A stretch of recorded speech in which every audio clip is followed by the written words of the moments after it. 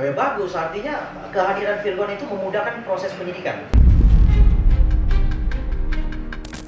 Proses selanjutnya adalah polisi harus menetapkan tersangka terhadap peristiwa yang dilaporkan oleh klien kami. Saya akan meminta klien saya, Ibu Inara, kooperatif aja. Nggak ada masalah, itu habis diperiksa kan dipulangkan, nggak akan ditahan itu.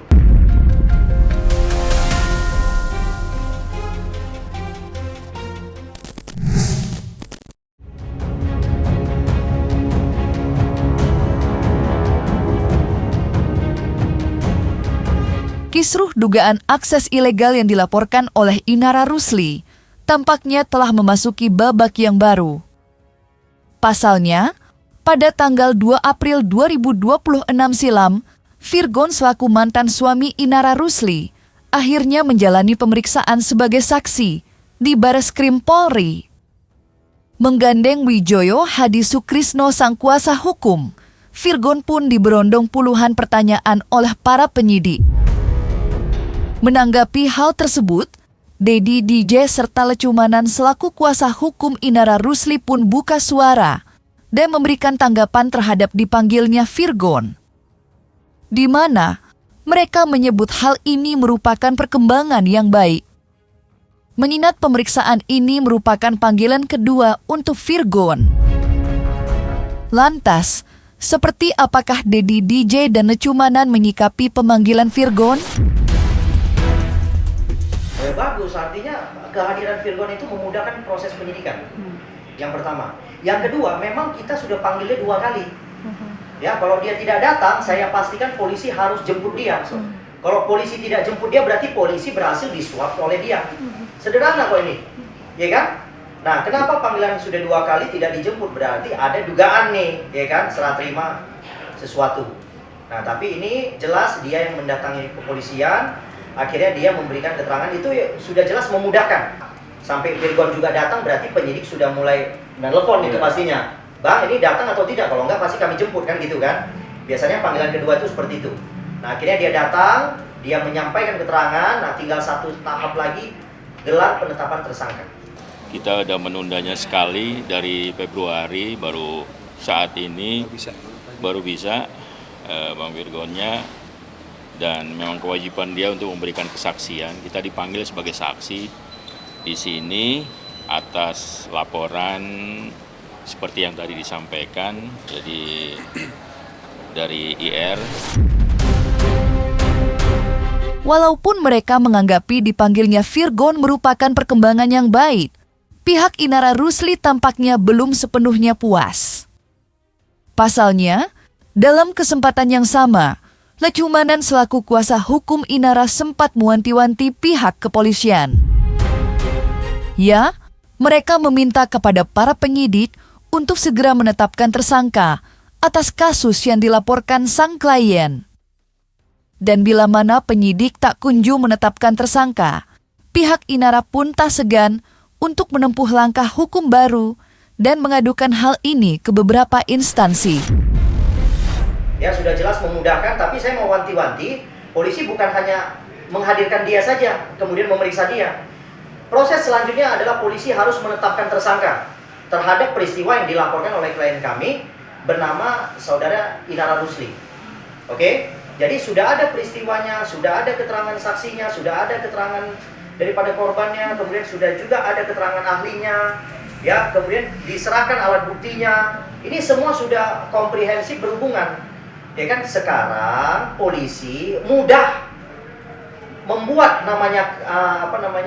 bulkomanya, ya kan, anatomy of crime-nya, kemudian disajikan, diajukan kepada direktur cyber untuk diajukan gelar perkara. Nah, melalui mekanisme gelar perkara ditentukanlah siapa pelakunya. Tinggal itu saja. Jadi sangat mudah, semua polisi di Indonesia ngerti itu, tahu itu untuk upaya selanjutnya itu. Jadi apabila polisi tidak segera menuju ke sana, dugaan saya ada sesuatu yang tidak beres. Sehingga apa? Saya akan melakukan upaya. Baik apa? Lapor ke Paminal, lapor ke Propam Mabes, lapor ke Bitkum Mabes, ya. Kemudian lapor juga ke Birwasidik Mabes. Jadi banyak upaya yang saya bisa lakukan. Memang itu diperkenankan oleh hukum. ya diperkenankan oleh institusi untuk dilakukan pelaporan apabila memang tidak berjalan sesuai dengan apa yang kita harapkan. Seperti itu. Tapi kuat dugaan saya udah on the track ini. Sementara itu, lewat kehadirannya dalam pemeriksaan tanggal 2 April silam, Virgon pun memberikan penegasan bahwa dirinya tidak sama sekali terlibat dalam perkara hukum yang dilaporkan oleh sang mantan istri. Virgon juga menegaskan jika perkara ini tidak sama sekali memiliki keterkaitan dengannya. Sehingga sedari awal, dirinya sempat enggan ikut campur dalam huru-hara yang menjadi konsumsi publik itu. Virgon mengaku semua ini sama sekali tak memberikan keuntungan baginya. Sebaliknya, yang didapat justru dampak negatif. Perkaranya dengan sang mantan istri beberapa tahun silam kembali terangkat dan memberikan dampak kepada ketiga buah hati.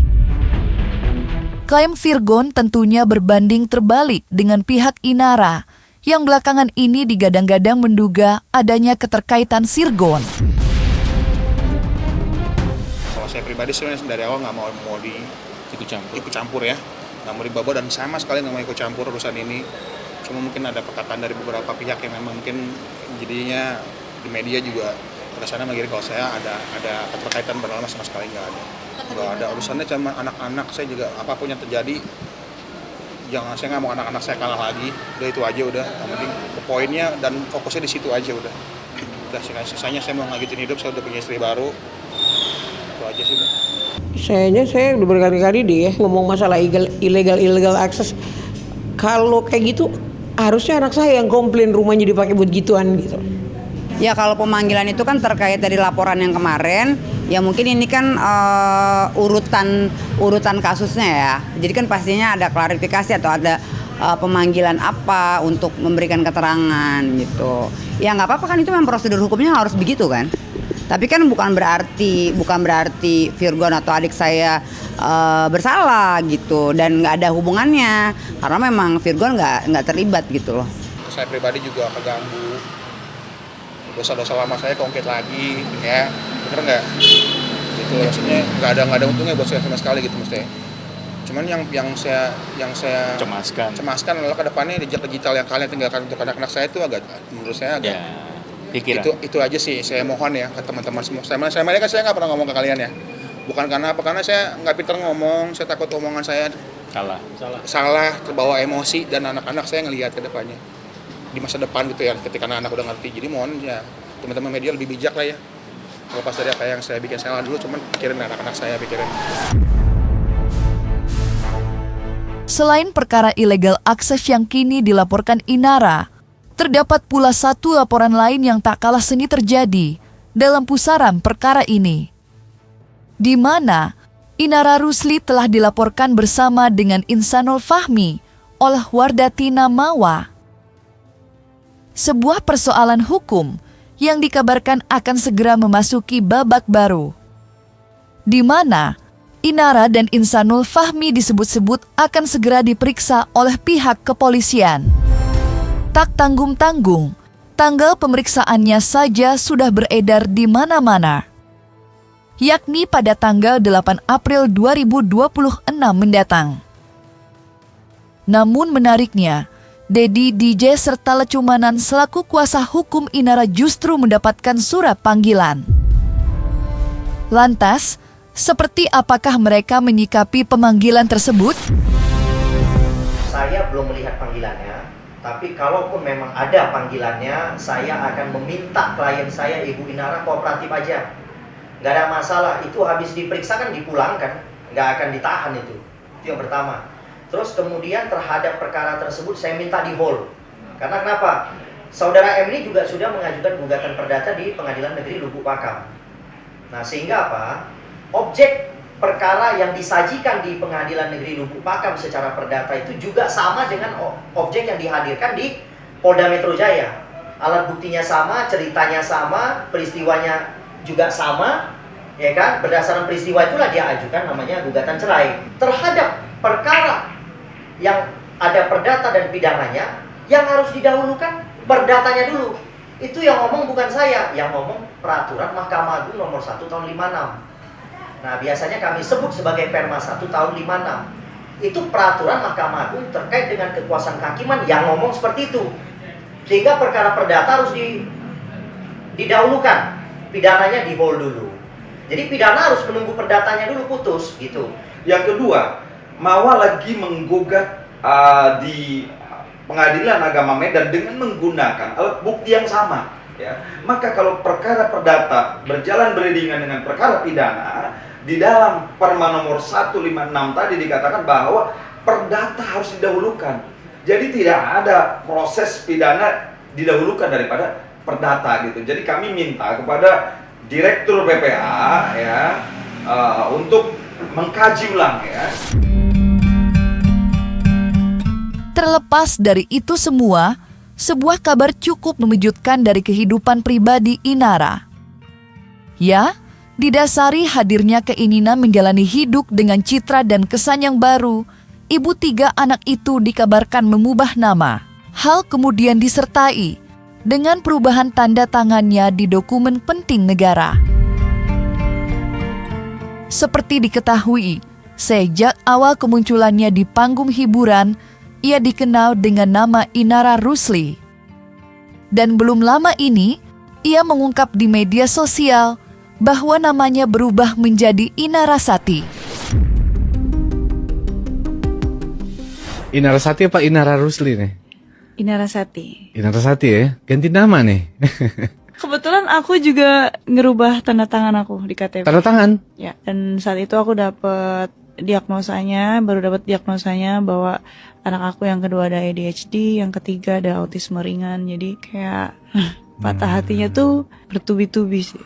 Biar gimana pun ya anak-anak butuh ibu yang tenang gitu. Momen paling berat itu ketika gak bisa ada di samping anak ketika mereka sakit. Ada luka yang kita gak bisa ceritakan gitu. Ada luka yang harus kita tahan sendiri gitu. Jadi itu yang paling sesak sih.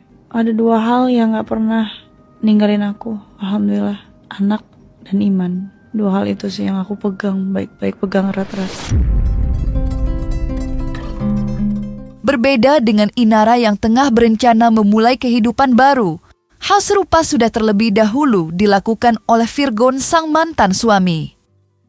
Menurut Virgon, dirinya kini tengah menikmati hidup yang baru bersama sang istri, Lindy Fitriana. Ya, Virgon kini benar-benar tengah menikmati kehidupan yang baru. Ia baru saja kembali pulang usai berbulan madu bersama sang pengantin. Ditambah lagi, telah tersiar pula sebuah kabar yang menyebut bahwa Lindy, istri dari Virgon, kini sedang mengandung. Sama Lindy dari awal dikenalin udah baik banget, ketiga-tiganya ya, karena emang dia umurnya juga udah nggak jauh sama ibunya anak-anak dan Doain aja ya, doain. Ya kan, kalau hamil pun itu kan berkat, ya kan, dikasih dari yang di atas. Kita doakan saja gitu loh, ya kan. Toh juga udah resmi, kalau mau dibilang apapun terserah, gitu. Semua tahu bahwa nikah resmi, bagus-bagus, terserah. Saya mah kalau Tuhan kasih perempuan, terima kasih. Kalau dikasih laki-laki, terima kasih. Aku nggak bilang, aduh kenapa sih cucunya laki-laki, nggak gitu. Saya kan paling senang sama anak-anak. Yang penting mereka udah sah, mereka baik-baik aja. Secara hukum, secara agama udah sah. Ya kalau menambah yang namanya orang ini mungkin nambah ya. Cuman aku bilang kemarin anaknya mau berapa jangan banyak-banyak, nggak mungkin 1 atau 2 gitu. Lebih ke kayak ngajak main, terus mastiin kalau dia baik-baik gitu kan. Terus keluarin dia punya hobi ataupun potensi apa gitu. Lebih ke ngajak main kayak bestie lah gitu. Jadi sebagai anti, sebagai bestie juga. Dan aku nggak pernah mau nanya-nanya hal-hal yang kira-kira gimana, nggak mau aku.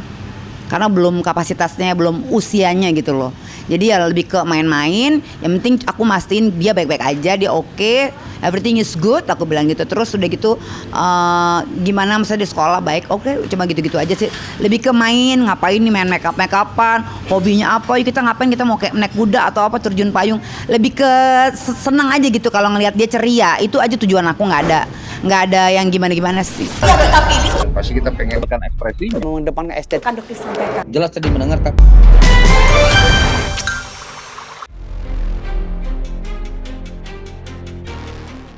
Nah, selesai sudah Cumi Lovers. Jangan lupa untuk like, subscribe, dan juga share channel YouTube Cumi Cumi.